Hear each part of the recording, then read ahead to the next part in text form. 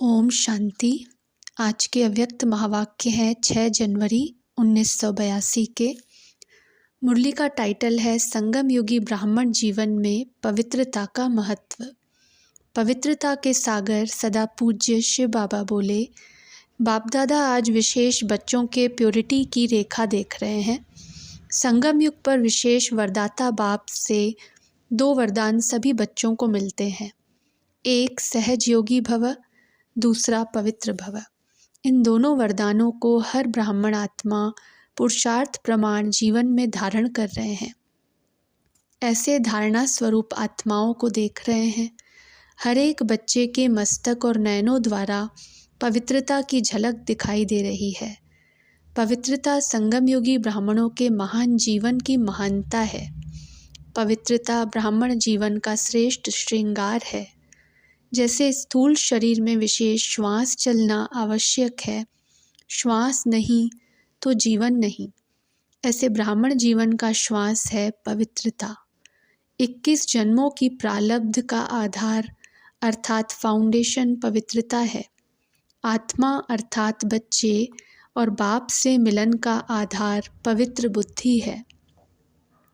सर्व संगम युगी प्राप्तियों का आधार पवित्रता है। पवित्रता पूज्य पद पाने का आधार है। ऐसे महान वरदान को सहज प्राप्त कर लिया है। वरदान के रूप में अनुभव करते हो व मेहनत से प्राप्त करते हो। वरदान में मेहनत नहीं होती, लेकिन वरदान को सदा जीवन में प्राप्त करने के लिए सिर्फ एक बात का अटेंशन चाहिए कि वरदाता और वरदानी दोनों का संबंध समीप और स्नेह के आधार से निरंतर चाहिए। वरदाता और वरदानी आत्माएं दोनों सदा कंबाइंड रूप में रहें तो पवित्रता की छत्र छाया स्वतः रहेगी। जहाँ सर्वशक्तिवान बाप है, वहाँ अपवित्रता स्वप्न में भी नहीं आ सकती है। सदा बाप और आप युगल रूप में रहो, सिंगल नहीं युगल। सिंगल हो जाते हो तो पवित्रता का सुहाग चला जाता है, नहीं तो पवित्रता का सुहाग और श्रेष्ठ भाग्य सदा आपके साथ है। तो बाप को साथ रखना अर्थात अपना सुहाग भाग्य साथ रखना। तो सभी बाप को सदा साथ रखने में अभ्यासी होना। विशेष डबल विदेशी बच्चों को अकेला जीवन पसंद नहीं है ना, सदा कंपेनियन चाहिए ना। तो बाप को कंपेनियन बनाया अर्थात पवित्रता को सदा के लिए अपनाया। ऐसे युगल मूर्त के लिए पवित्रता अति सहज है। पवित्रता ही नेचुरल जीवन बन जाएगी। पवित्र रहूं, पवित्र बनूं, यह क्वेश्चन ही नहीं। ब्राह्मणों की लाइफ ही पवित्रता है। ब्राह्मण जीवन का जियदान ही पवित्रता है। आदि अनादि स्वरूप ही पवित्रता है। जब स्मृति आ गई कि मैं आदि अनादि पवित्र आत्मा हूँ, स्मृति आना अर्थात पवित्रता की समर्थी आना। तो स्मृति स्वरूप समर्थ स्वरूप आत्माएं तो निजी पवित्र संस्कार वाली, निजी संस्कार पवित्र है। संग दोष के संस्कार अपवित्रता के हैं।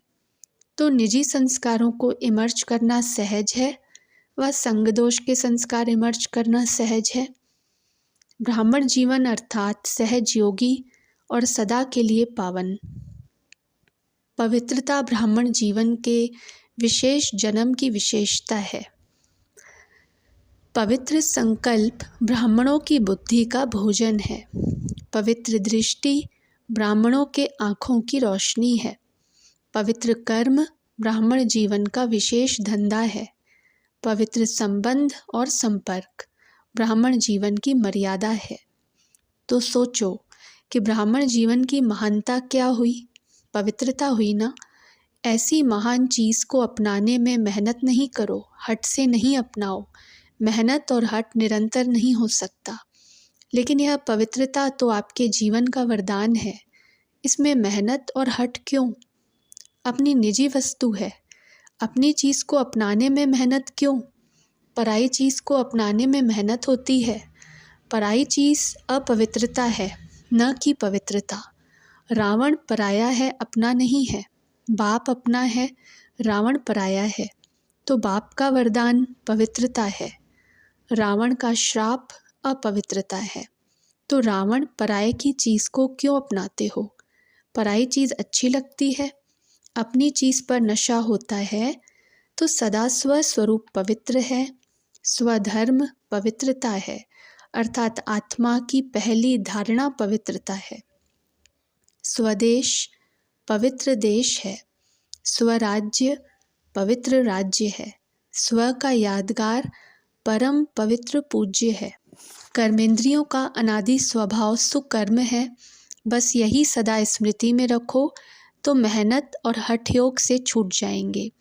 बाप दादा बच्चों को मेहनत करते हुए नहीं देख सकते, इसलिए हो ही सब पवित्र आत्माएं। स्वमान में स्थित हो जाओ। स्वमान क्या है? मैं परम पवित्र आत्मा हूँ। सदा अपने इस स्वमान के आसन पर स्थित होकर हर कर्म करो तो सहज वरदानी हो जाएंगे। यह सहज आसन है तो सदा पवित्रता की झलक और फलक में रहो। स्वमान के आगे देह अभिमान आ नहीं सकता, समझा? डबल विदेशी तो इसमें पास हो ना।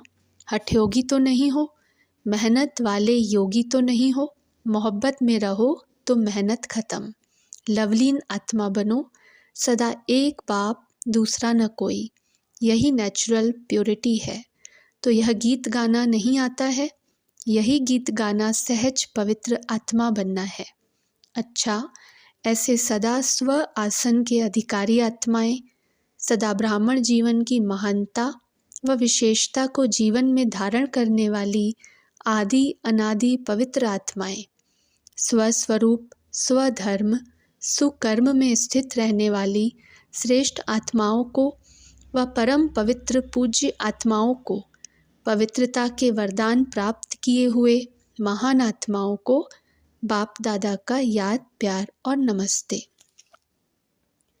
फ्रांस, ब्राज़ील तथा अन्य कुछ स्थानों से आए हुए विदेशी बच्चों से अव्यक्त बाप दादा की मुलाकात। पहला पॉइंट, सभी अपने को सदा मास्टर सर्वशक्तिवान समझते हुए हर कार्य करते हो। सदा सेवा के क्षेत्र में अपने को मास्टर सर्वशक्तिवान समझकर सेवा करेंगे तो सेवा में सफलता हुई पड़ी है, क्योंकि वर्तमान समय की सेवा में सफलता का विशेष साधन है वृत्ति से वायुमंडल बनाना। आजकल की आत्माओं को अपनी मेहनत से आगे बढ़ना मुश्किल है, इसलिए अपने वाइब्रेशन द्वारा वायुमंडल ऐसा पावरफुल बनाओ जो आत्माएं स्वतः आकर्षित होते आ जाएं। तो सेवा की वृद्धि का फाउंडेशन यह है। बाकी साथ साथ जो सेवा के साधन हैं वह चारों ओर करने चाहिए।